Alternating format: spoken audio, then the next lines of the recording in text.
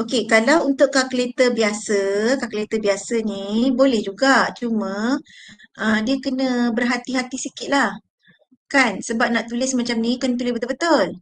Okey, M ni guna guna ni. Guna X. So cara dia alpha. Tekan sama-sama.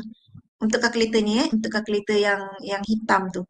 Alpha X. Alpha X. Yang per ni tekan button ni.